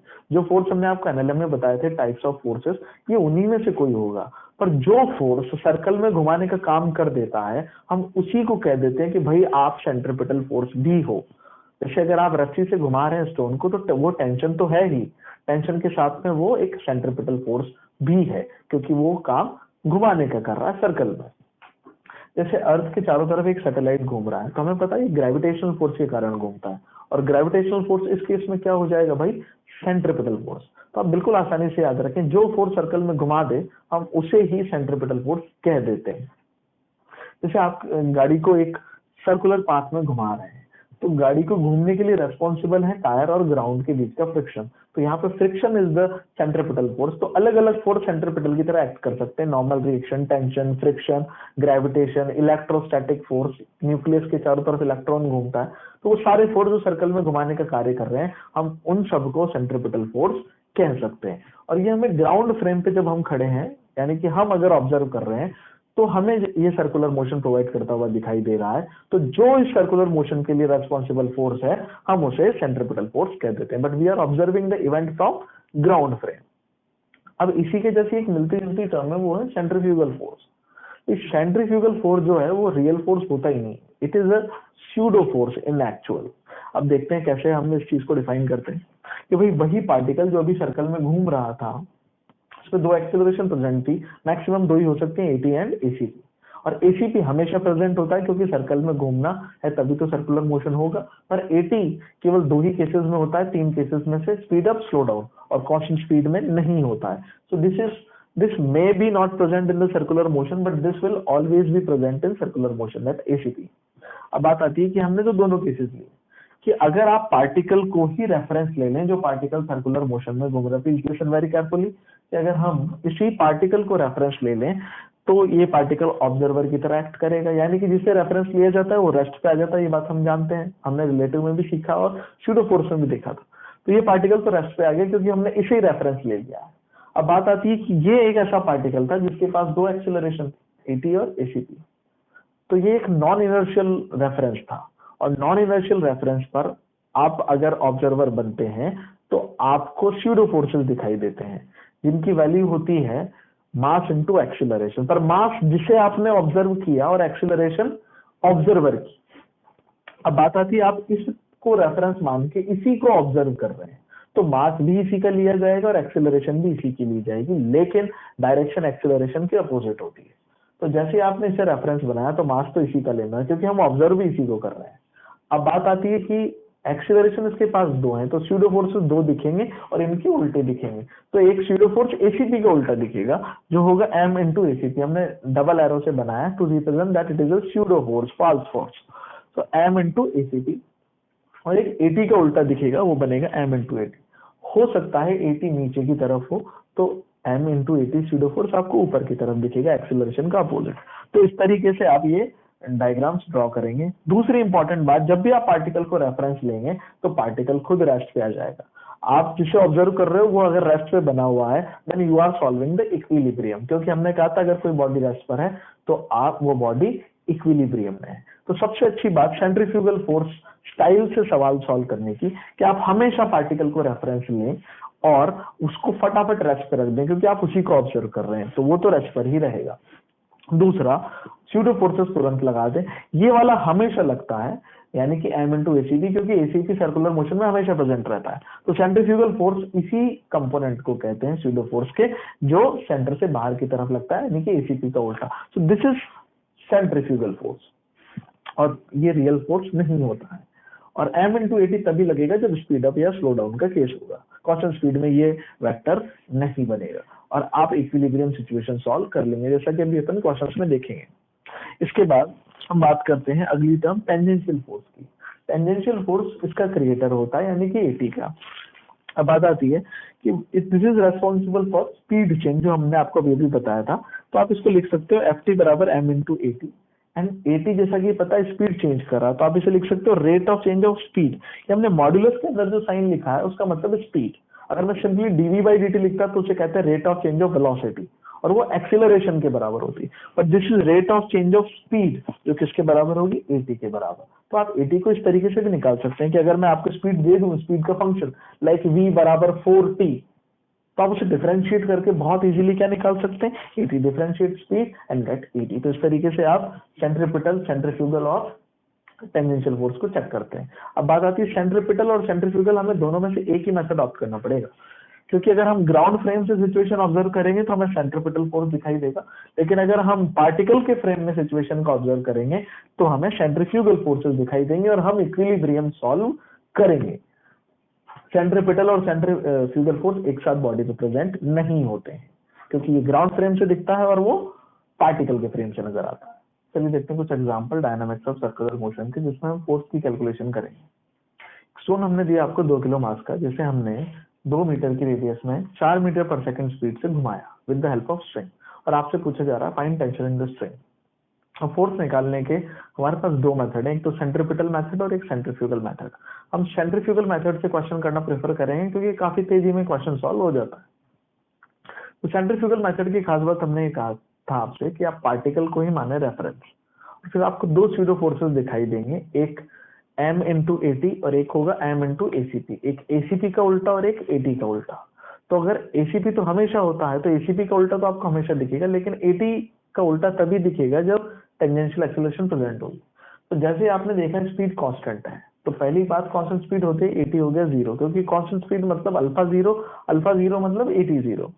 तो m इंटू एटी वाला स्यूडो फोर्स हमें बनाने की आवश्यकता नहीं है, हम सिर्फ एक ही स्यूडो फोर्स बनाएंगे जो एसीपी का उल्टा होगा, और वो हमेशा बाहर की तरफ ही होता है, सेंटर से अवे, क्योंकि एसीपी सेंटर की तरफ होता है तो स्यूडोस का उल्टा होता है। तो हमने लगा दिया m इंटू एसीपी। और दूसरी बात, पार्टिकल को अगर आप रेफरेंस मानते हैं तो उसे रेस्ट पर ट्रीट किया जाता है, क्योंकि वो ऑब्जर्वर की तरह एक्ट करता है। तो अगर ये रेस्ट पर है तो आप इसे इक्विलिब्रियम की तरह ट्रीट करेंगे, और रस्सी में जो टेंशन होगी वो अवे फ्रॉम द सेंटर होगी। तो इधर टेंशन और इधर m इंटू एसीपी, और आपको दिखाई दे रहा है इक्विलिब्रियम, और इक्विलिब्रियम की खास बात नेट फोर्स जीरो होता है, और अगर नेट फोर्स जीरो तो आप दोनों फोर्सेस को बराबर कर देंगे, that is T equal to m into ACP, and you know the value of ACP, that is v square by R और ओमेगा स्क्वायर आर। यहाँ पे v दिया गया है इसलिए हम v स्क्वायर बाई आर का यूज करेंगे। तो T बराबर आप लिखेंगे m इंटू एसीपी की वैल्यू हमने पुट कर दी v square by R. You know all the values, mass 2 है, स्पीड 4 है, तो 4 square 2 and this is 16 Newton. तो इस तरीके से आपका टेंशन निकल गया। एक और क्वेश्चन देखते हैं जो नीट में आया था, आप ध्यान से देखें, अच्छा क्वेश्चन है। एक हॉलो सिलेंडर जिसकी वॉल पे हमने एक ब्लॉक रखा है यहाँ पे 10 किलो का, अगर आप इस सिलेंडर को नॉर्मली ऐसे रोक देंगे तो ये mg के कारण नीचे गिर जाएगा, इसलिए आपसे ऐसा क्वेश्चन पूछा गया, फाइंड मिनिमम ओमेगा, कि हम इसे कम से कम किस ओमेगा से घुमाएं so block remains stationary with respect to inner wall, यानी कि अंदर की दीवार पर रेस्ट पर रहे, उसके रेस्पेक्ट में मूवमेंट ना करे। मास ब्लॉक का 10 किलो है, म्यू आपको 0.1 दे रखा है दीवार और ब्लॉक के बीच में, और रेडियस आपको 1 मीटर दे रखी है। अब बात आती है कि जैसे ये घूमेगा तो हम फिर से सेंट्रीफ्यूगल मेथड से सवाल करना प्रेफर करते हैं। अब अगर ये इस तरीके से टर्न कर रहा है तो जो स्यूडो फोर्स होगा सेंट्रीफ्यूगल, वो बाहर की तरफ लगेगा, that is m into ACP, यानी कि सेंटर से अवे। हमने इसको इस तरफ बना लिया ऐसे, m इंटू एसीपी। नॉर्मल दीवार के परपेंडिकुलर इस तरफ लगेगा ब्लॉक पे, mg नीचे लगेगा, और फ्रिक्शन ऊपर की तरफ लगेगा जो mg को रोकेगा।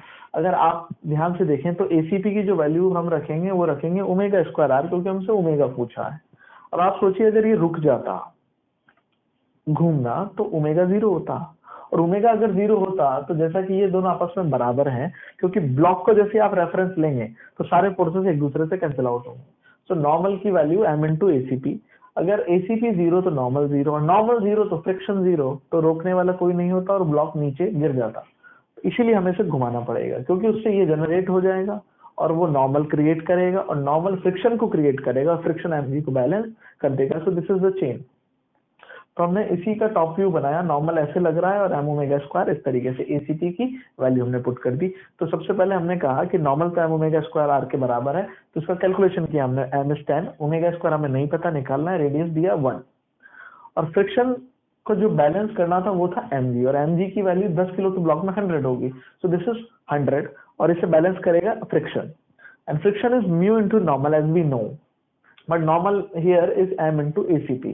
तो जैसे आप इसे पुट करेंगे म्यू इंटू, म्यू की वैल्यू 0.1, नॉर्मल की वैल्यू उठा के आप यहाँ से रखेंगे m ओमेगा स्क्वायर r, और ये किसे बैलेंस करेगा, फ्रिक्शन mg को। जैसे आप पुट करेंगे you will gate omega 10 radian per second. तो इस तरीके से आप क्वेश्चन करते हैं, कैसी भी सिचुएशन हो आप पार्टिकल को रेफरेंस मानिए और उसके बाद स्यूडो फोर्सेस लगाइए और बैलेंस कर दीजिए, that's it.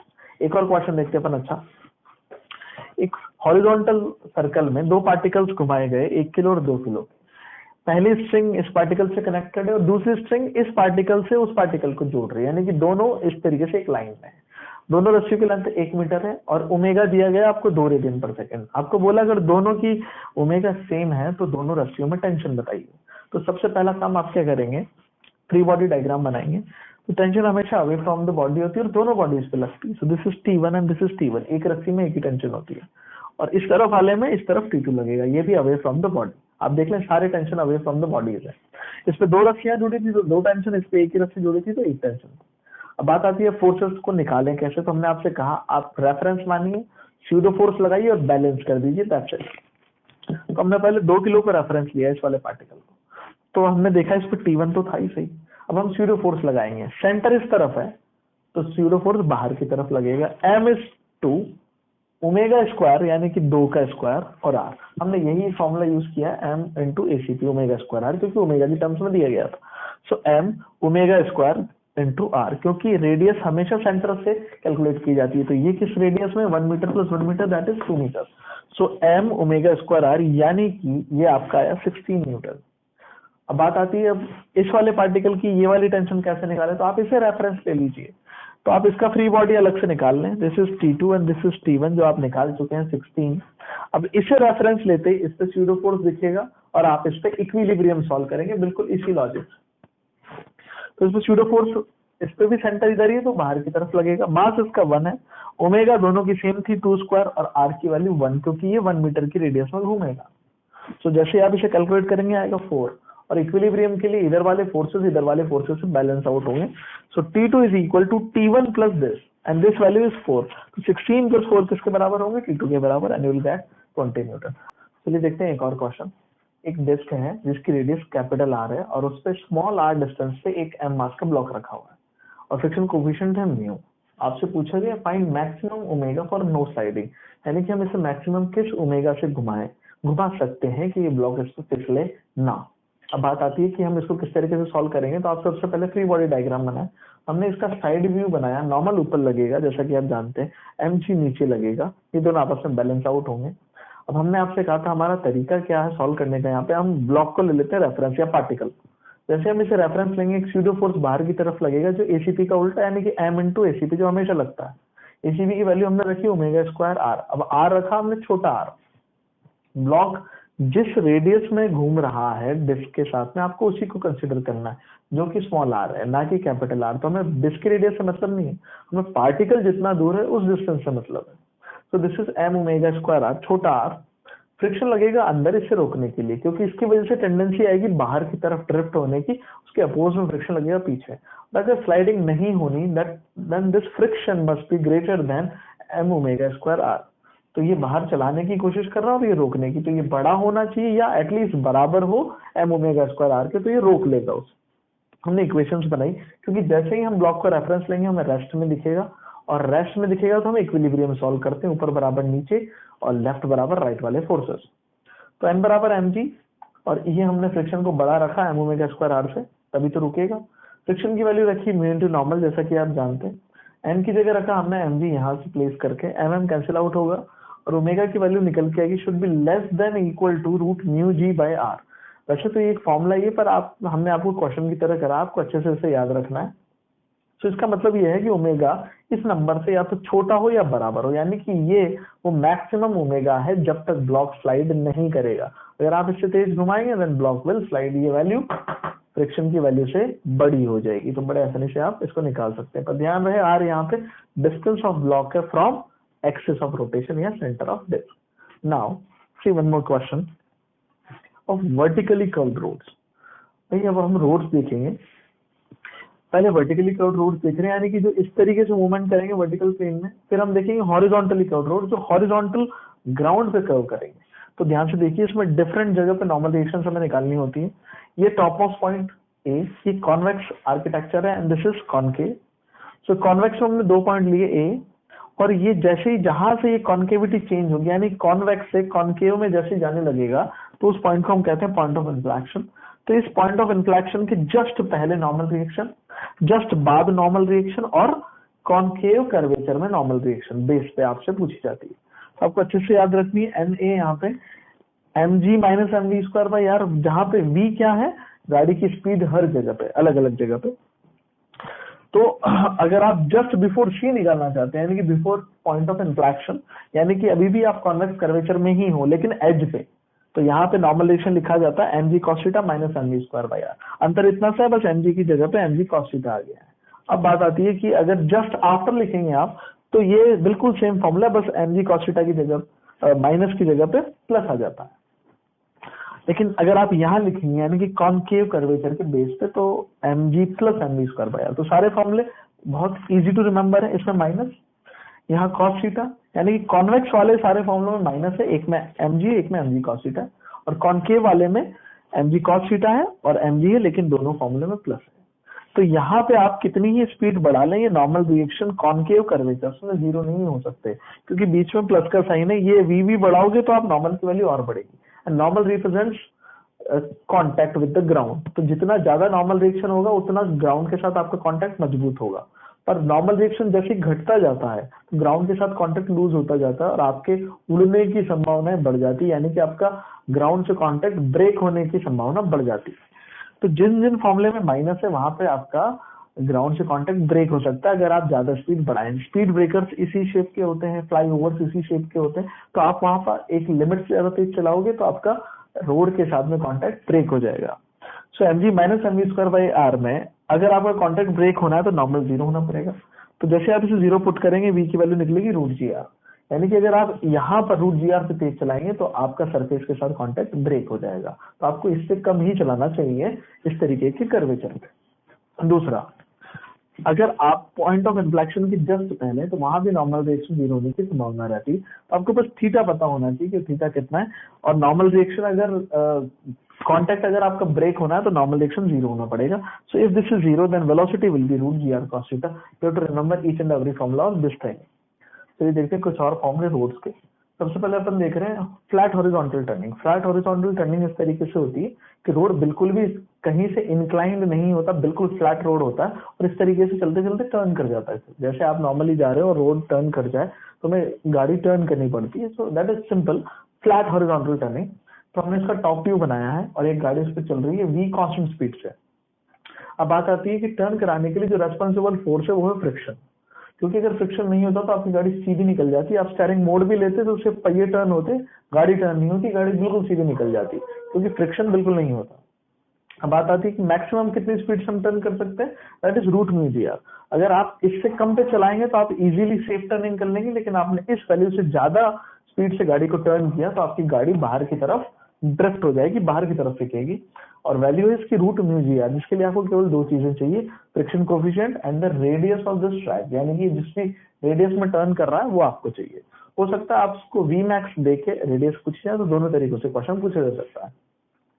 Next banking of roads. Highways वगैरह पे जनरली जो टर्न्स होते हैं वो फ्लैट होने की जगह पे इस तरीके से इंक्लाइंड होते हैं। उसका कारण ये होता है कि हमें थोड़ी सी और स्पीड बढ़ाने की एबिलिटी मिल जाती है, यानी कि हम थोड़ी सी स्पीड को और इंक्रीज कर सकते हैं विद बीइंग सेफ। तो हमने इसको दो पार्ट में तोड़ा, एक फ्रिक्शनलेस और एक विदाउट फ्रिक्शन। पहले हमने इसका साइड व्यू बनाया, ये जो इस तरीके से इस एज से उठा हुआ है, ये आउटर एज है और ये इनर एज है। तो अगर आप यहाँ से इसे ऑब्जर्व करेंगे तो आपको ये वाला पार्ट ट्रायंगल की तरह दिखेगा। ये रोड की जो हाइट आउटर एज जितना ऊपर उठी हुई है, ये इनर एज, ये थीटा, इसको कहते हैं banking angle of the road. और ये व्हीकल जो आपको पीछे से दिखाई देगा, नॉर्मल रिएक्शन इस तरीके से लगेगा, it is like an inclined plane situation. अब बात आती है कि अगर रोड फ्रिक्शनलेस होता, जो कि प्रैक्टिकली नहीं होता, पर it is a hypothetical case, तो आपकी जो सेफ स्पीड होगी रोड के ऊपर that is root g r tan theta. अगर आपने इससे ज्यादा तेज चलाया तो आप यहाँ से बाहर की तरफ जाएंगे, और अगर आपने root g r tan theta से कम पे चलाया तो आप नीचे की तरफ गिरेंगे। लेकिन आपने root g r tan theta पे चलाया एग्जैक्ट, तो आप बिल्कुल सेफ टर्निंग शो करेंगे रोड पे। इसलिए इसे ऑप्टिमम स्पीड ऑफ बैंकिंग भी कहते हैं। इसे निकालना भी बड़ा आसान, सिर्फ आपको रोड की रेडियस चाहिए और बैंकिंग एंगल चाहिए, बड़े आसानी से आप v की वैल्यू बता सकते हैं। पर अगर फ्रिक्शन प्रेजेंट है तो हमें एक फिक्स्ड वैल्यू की जगह पे एक पूरी रेंज मिलती है। आपने देखा होगा कि हाईवे पे जाते हैं तो हमें कोई फिक्स स्पीड से नहीं चलानी पड़ती, वी हैव अ रेंज जिसमें हम गाड़ी चलाएं और हम सेफ रहते हैं। तो उसके लिए v मिनिमम से v मैक्सिमम के बीच में आपकी स्पीड होनी चाहिए। v minimum is root g r tan theta minus mu upon 1 plus mu tan theta. आपको याद ही करना पड़ेगा ये formula. r is the radius of the track, जिस रोड पे घूम रहा है उसकी radius, theta is the banking angle, mu is friction coefficient. फॉर्मूले याद करना ही बड़ा आसान है, tan थीटा म्यू और 1 mu tan theta, tan theta mu 1 mu tan theta दोनों फॉर्मूले में सेम है, रूट जी आर भी। बस इसमें ऊपर माइनस है, यहाँ ऊपर प्लस है, और यहाँ उल्टा है, यहाँ माइनस है और यहाँ प्लस है, तो आप इनको इजीली याद भी रख सकते हैं। अब बात आती है कि वी मिनिमम का आंसर कभी कभी जीरो भी होता है, कि हमें जरूरी नहीं हाईवे पे किसी फिक्स मिनिमम स्पीड से चलाना पड़े, हम गाड़ी रोक के भी खड़े हो सकते हैं। तो अब आपको कैसे पता लगेगा कि आपको ये आंसर देना है या ये आंसर देना? तो बड़ा आसान है, अगर जब आप इसे कैलकुलेट करेंगे और ये वैल्यू नेगेटिव निकल के आ जाती है, रूट के अंदर negative sign is not possible, so अगर नेगेटिव वैल्यू निकल के आ जाती है तो तुरंत आप समझ जाएं कि आंसर उसका जीरो होगा और आप गाड़ी रोक के खड़े हो सकते हैं। So v minimum is zero. पर अगर ये वैल्यू पॉजिटिव निकल के आ रही है, so you can not stop the car on the road. Road हो सकता है काफी ज्यादा इंक्लाइंड हो, तो आप गाड़ी रोक के खड़े नहीं हो सकते, तो आपको ये आंसर देना पड़ेगा। सो आपको वी मिनिमम और वी मैक्स निकाल रख के आप आंसर निकाल सकते हैं। चलिए देखते हैं vertical circular motion. Vertical circular motion, जिसमें जो सर्कल बनेगा वो वर्टिकल प्लेन में इस तरीके से बनेगा। अभी तक जो आप देख रहे थे वो हॉरिजॉन्टल सर्कल्स देख रहे थे। हॉरिजॉन्टल सर्कल्स में हमें एमजी का कंसिडरेशन लेने की जरूरत नहीं पड़ती, क्योंकि बैलेंस होता है किसी न किसी मीन से, लेकिन यहाँ पर आपको एमजी का कंसिडरेशन लेना पड़ता है। हमने एक एग्जाम्पल लिया जिसमें पार्टिकल नीचे से ऊपर की तरफ जाता है, हो सकता है ऊपर से नीचे की तरफ आए। t बराबर 0 पे पार्टिकल यहाँ पे था और वो ऊपर की तरफ ट्रैवलिंग उसने शुरू की, और आपसे पूछा जब वो पॉइंट P पर पहुंच जाता है तो टेंशन क्या होगी या वेलोसिटी क्या होगी, इस तरीके के क्वेश्चन आपसे पूछे जाते हैं। तो हमने बोला कि t बराबर t1 पर ये पॉइंट P पर पहुंच गया, और उस समय जो स्ट्रिंग है वो लोअर वर्टिकल यानी कि इस लोअर वर्टिकल लाइन के साथ थीटा डिग्री एंगल बनाती है। अब बात आती है कि दो तरीके के वर्टिकल हैं, सेंटर के नीचे वाले को लोअर वर्टिकल कहते हैं, सेंटर के ऊपर वाले वर्टिकल को हम अपर वर्टिकल कहते हैं। तो टेंशन का फॉर्मूला है mg cos theta p plus mvp square by L. यहाँ पे टेंशन एट पॉइंट P अगर आप बता रहे हैं तो आपको जो थीटा रखना है वो भी उसी पॉइंट का रखना पड़ेगा, यानी कि उस पॉइंट पर स्ट्रिंग लोअर वर्टिकल के साथ जो एंगल बना रही है वो आपको रखना पड़ेगा। और vp is the velocity of the particle at that particular point, यानी कि अगर यहाँ टेंशन पूछा तो आपको इसी पॉइंट की वेलोसिटी निकालनी पड़ेगी। अब टेंशन का जो फॉर्मूला आपसे दो चीजें डिमांड करता है, एक तो थीटा और एक वेलोसिटी। थीटा तो आपको देख के पता लग जाता है, लेकिन जो वेलोसिटी है वो आपको निकालनी पड़ेगी by conservation of mechanical energy, क्योंकि यहाँ पर work done by tension zero आता है। हमने आपको वर्क पावर में बताया था, रस्सी is always perpendicular to the path, इस वजह से work done by tension zero हो जाता है। तो आप डेल्टा के प्लस डेल्टा यू जी, जो कंजर्वेशन ऑफ मैकेनिकल एनर्जी की इक्वेशन है, आप उससे वेलोसिटी निकाल सकते हैं। पर इसे आसान करने के लिए हमने कुछ फॉर्मूले बना दिए, आप ध्यान से देखें। यहाँ दो ही तो केस पॉसिबल है, या तो पार्टिकल सर्कल में नीचे से ऊपर जा रहा होगा या ऊपर से नीचे की तरफ आ रहा होगा। तो हमने पहला केस लिया जिसमें पार्टिकल नीचे से ऊपर की तरफ जा रहा है, यानी कि ये। तो यहाँ पे इसकी वेलोसिटी u थी और बाद में वेलोसिटी v होगी, and you want to calculate v। तो हमने क्या किया, इनिशियल और फाइनल लेवल्स बनाए, और उन दो इनिशियल लोकेशन पे एक horizontal line and final location पे एक हॉरिजॉन्टल लाइन, और उनके बीच के गैप को हमने कहा h। तो जिस तरीके से थर्ड इक्वेशन ऑफ मोशन होती है v स्क्वायर बराबर u स्क्वायर प्लस 2h, उसी फॉर्मेट में हमने इस पैटर्न को चेंज कर लिया।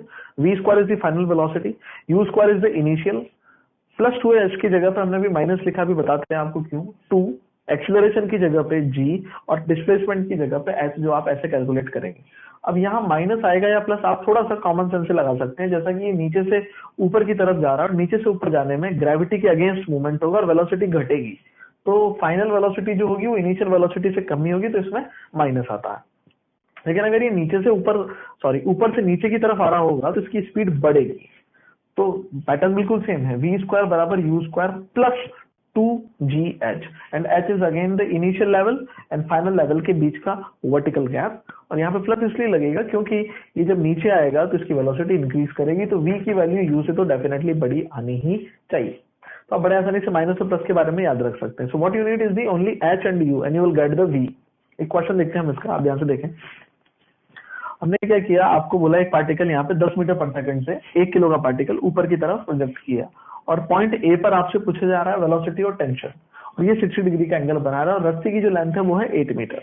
तो पहली बात आपको टेंशन के फॉर्मूले के लिए वेलोसिटी निकालनी पड़ती है, तो हम यहाँ की पहले वेलोसिटी निकाल लेते हैं। और वेलोसिटी के लिए हमने कहा था अभी जब ऊपर जाएगा तो थर्ड इक्वेशन की तरह यूज करने का है और माइनस साइन, क्योंकि वेलोसिटी घटेगी। तो हमने सबसे पहले तो ये लेवल्स बनाए, यहाँ पे लेवल बनाया और बाद में लेवल बनाया। जैसा कि 60 है तो आप इस ट्रायंगल को देखें ध्यान से, ये वाला this is 8 and this is 8 cos 60, ये जो चिपकी वाली साइड है, और इसकी वैल्यू होगी 4। सो दिस इज ऑल्सो 4, क्योंकि टोटल लेंथ कितनी है भाई 8, टोटल 8 है, इसमें से 4 हटा देंगे तो ये लेवल का गैप भी आपका कितना बचेगा 4। तो h की वैल्यू 4 निकल गई आपके पास में। अब आप थर्ड इक्वेशन यूज करेंगे, v स्क्वायर बराबर इनिशियल u स्क्वायर यानी कि 10 का स्क्वायर माइनस, क्योंकि ऊपर जाएगा तो कम होगा 2, g की वैल्यू 10 और ये जो गैप निकला वो है 4। ये गैप आप हमेशा इस तरीके से ज्योमेट्री की मदद से निकाल सकते हैं, that is simple right angle triangle. This is 100 minus 80, सो आपका आ जाएगा √20 आंसर वेलोसिटी का। अब बात आती है टेंशन का फॉर्मूला। तो टेंशन का फॉर्मूला बड़े आसानी से आप देखें, mv cos theta p plus mvp square by L. तो हमने प्लेस कर दी वैल्यूज, m की जगह 1, g की जगह 10 और थीटा था 60 डिग्री, सो cos 60 प्लस m की वैल्यू अगेन 1, v स्क्वायर आप लिखेंगे √20 का स्क्वायर तो 20, और रस्सी की जो लेंथ है वो l दैट इज 8। तो ये 2.5 and this is 5 10 by 2, so this is 7.5 Newton. तो इस तरीके से आप आंसर निकाल सकते हैं किसी भी तरीके, बस इनकी वैल्यूज चेंज की जाएंगी तो आप आसानी से कैलकुलेट करें एंड प्लेस करें and you have your answer. तो सब इंपॉर्टेंट पॉइंट ध्यान से देखें आप इसी चीज में, वर्टिकल सर्कल में। तो जैसे आप इसे नीचे से ऊपर की तरफ प्रोजेक्ट करते हैं तो सबसे ज्यादा जो टेंशन की वैल्यू होती है वो लोवेस्ट पॉइंट पे होती है, वेलोसिटी भी मैक्सिमम लोवेस्ट पॉइंट पे ही होती है और ओमेगा भी मैक्सिमम लोवेस्ट पॉइंट पे ही होती है। तो ये तीनों आपको अच्छे से याद रखना है। कभी कभी हो सकता है आपको थीटा देकर टेंशन और वेलोसिटी पूछे, पर कभी कभी ये सब चीजें नहीं दी जाती, आपसे सिंपल पूछे find T max, v max या ओमेगा मैक्स, तो आपको क्लिक करना है कि ये लोवेस्ट पॉइंट की टेंशन आपसे पूछ रहा है, तो आपको थीटा 0 डिग्री रखना पड़ेगा और आप आसानी से आंसर निकाल लेंगे। टॉप मोस्ट पॉइंट पर टेंशन भी मिनिमम होती है, वेलोसिटी भी मिनिमम होती है और ओमेगा भी मिनिमम होती है। तो अगर आपसे मिनिमम टेंशन पूछेगा तो आपको ऊपर वाले पॉइंट को देखना है और लोअर वर्टिकल से जो थीटा बनेगा यहाँ पे वो होगा आपका 180 डिग्री। तो इस तरीके से आप कर सकते हैं। दूसरा, टी मैक्स और टी मिनिमम का जो गैप है वो हमेशा 6 mg आता है। इंपॉर्टेंट मामला आप याद रखें, रिजल्ट है एक्चुअल में, आप हमेशा इस टेंशन की मदद से कैलकुलेट करके घटाएंगे आप टी मैक्स और टी मिनिमम को तो 6 mg ही आएगा। ये यू पे डिपेंड नहीं करता कि आपने कितनी स्पीड से इसे प्रोजेक्ट किया है। T max and T minimum is always 6 mg। तो इस तरीके के क्वेश्चन पूछे जा सकते हैं। If difference between T max and T minimum is 120 newton then find mass. तो आप बड़े आसानी से डिफरेंस को लिखेंगे 120, this is 6 mg, this is 60 and mass will be 2 kg। तो इस तरीके से आप क्वेश्चन सॉल्व कर सकते हैं। चलिए देखते हैं वर्टिकल सर्कुलर मोशन में कुछ और चीजें। लोवेस्ट पॉइंट पे जो वेलोसिटी प्रोवाइड की जाती है उसके हिसाब से हमने सर्कुलर मोशन को, वर्टिकल सर्कुलर मोशन को 3 पार्ट्स में तोड़ रखा है। पहला ऑसिलेशन है, दूसरा स्लैकिंग है और तीसरा कंप्लीट सर्कल है। अगर आप लोवेस्ट पॉइंट पर वेलोसिटी की रेंज 0 से √2gl के बीच में रखते हैं तो ये ऑसिलेशन परफॉर्म करेगा, यानी कि 90 डिग्री वाले मार्क को क्रॉस नहीं करेगा। अगर ये यहाँ से हिंज है और इस तरीके से रस्सी है और यहाँ पार्टिकल है, तो अगर 90 डिग्री की रेंज में अगर ये स्विंग कर रहा है तो हम इसे ऑसिलेशन कहते हैं। उससे ऊपर जाने को हम सिंपली वर्टिकल सर्कुलर मोशन ही कहते हैं, पर ऑसिलेशन की सीमा है, यानी कि ये 90 डिग्री को क्रॉस नहीं करना चाहिए। तो उसके लिए जो लिमिट है वो है 0 से √2gl के बीच आपकी वेलोसिटी होनी चाहिए, क्योंकि अगर आप √2gl से ज्यादा वेलोसिटी देंगे तो ये 90 डिग्री मार्क को क्रॉस कर जाएगा। तो आपको अच्छे से याद रखना है, √2gl से ज्यादा वेलोसिटी देते ही ऑसिलेशन नहीं रहता। लेकिन अगर आप वेलोसिटी की रेंज को √2gl से √5gl के बीच रखेंगे, जहां पर l रस्सी की लेंथ है, तो ये 90 डिग्री मार्क को तो क्रॉस कर जाएगा लेकिन सर्कल कंप्लीट नहीं कर पाएगा। इस वाली जगह पे जाके, यानी कि 90 डिग्री के जस्ट ऊपर जाके ये बीच में कहीं पर रस्सी स्लैक हो जाएगी, यानी कि ढीली हो जाएगी, और उसके बाद ये प्रोजेक्टाइल मोशन परफॉर्म करेगा अंडर ग्रेविटी, क्योंकि रस्सी का कोई रोल नहीं रहेगा अगर रस्सी ढीली हो गई तो। ध्यान रखिए, √2gl से √5gl के बीच वेलोसिटी देने पर ये बीच में जाके 90 डिग्री के ऊपर जाके स्लैक हो जाता है किसी थीटा एंगल पे, और जो इसका पाथ होगा वो सर्कल और पैराबोला का कॉम्बिनेशन होगा। यहाँ तक तो ये सर्कुलर पाथ और फिर बाद में पैराबोलिक है, और यहाँ पे ये सर्कुलर आर्क है, यानी कि पूरा सर्कल तो बनता नहीं, सिर्फ एक टुकड़ा बनता है। अब देखें, अगर आप √5gl से बड़ी स्पीड या बराबर की स्पीड दे देंगे तो सर्कल पूरी तरीके से कंप्लीट हो जाएगा। तो आपको अच्छे से याद रखना ये वैल्यू। इस पे कई तरीके के क्वेश्चन बन जाते हैं मैकेनिक्स से जुड़े हुए। जैसे हमने इस जगह से एक बॉल को छोड़ दिया, स्मूथ ट्रैक है पूरा, और आपसे कहा कि कितनी हाइट से हम छोड़ें कि ये पूरा सर्कल बन जाए। तो आपको एक चीज याद रखनी है कि कम से कम √5gr एल या आर जो भी रेडियस है उतनी स्पीड आपको लोवेस्ट पॉइंट पर पहुंचानी है। अगर वहां पे इतनी स्पीड हो गई तो सर्कल कंप्लीट हो जाएगा। तो आपको कम से कम इस हाइट से छोड़ना है कि यहाँ वेलोसिटी कितनी हो जाए, √5gr। तो आपने क्या किया, यहाँ पे जो एनर्जी थी बॉडी के पास वो पोटेंशियल एनर्जी थी, और यहाँ पे जो एनर्जी है वो काइनेटिक एनर्जी है। तो ये सारी पोटेंशियल एनर्जी आपने किसमें भेज दी, काइनेटिक एनर्जी में। और वेलोसिटी आपको पहले से याद है कि कितनी रखनी है, √5gr to make a complete circle, कम से कम। तो आप रख देंगे potential energy goes to kinetic energy, तो हमने लिखा mgh, ये हाइट बराबर half m u square, and you know the value of u, √5gr। ये दिया नहीं जाएगा, आपको खुद पता होना चाहिए सर्कल बनाने के लिए लोवेस्ट पॉइंट पे कम से कम आपको कितनी रखनी पड़ेगी, √5gr। अब ये हम स्प्रिंग के साथ भी जोड़ सकते हैं कि अगर एक बॉल को स्प्रिंग पे ऐसे प्रेस करके छोड़ा जाए तो आपसे पूछा जा रहा है कि कितना आप कंप्रेस करें एक्स की ये सर्कल कंप्लीट हो जाए। तो बड़ा आसानी से आप लिख देंगे भाई अगर एक्स कंप्रेस है तो एनर्जी कितनी स्टोर्ड है, हाफ के एक्स स्क्वायर, और जैसे आप छोड़ेंगे काइनेटिक में जाएगी, यानी कि फिर से half m u square, u की वैल्यू इज √5gr। तो बड़े आसानी से आप एक्स भी निकाल सकते हैं। तो अलग अलग तरीके से वेलोसिटी प्रोवाइड की जा सकती है। हो सकता है बुलेट ब्लॉक में लगा के आपको इस तरीके से क्वेश्चन दे दे, पर सबका की कंसेप्ट यही है कि फाइनल पॉइंट पे वेलोसिटी कितनी रखनी होती है, √5gr। और अगर आपको रॉड लगाई जाए यहाँ पर स्ट्रिंग की जगह पर, तो कितनी वेलोसिटी चाहिए सर्कल बनाने के लिए, दैट इज √4gl या उससे बड़ी, कम से कम √4gl।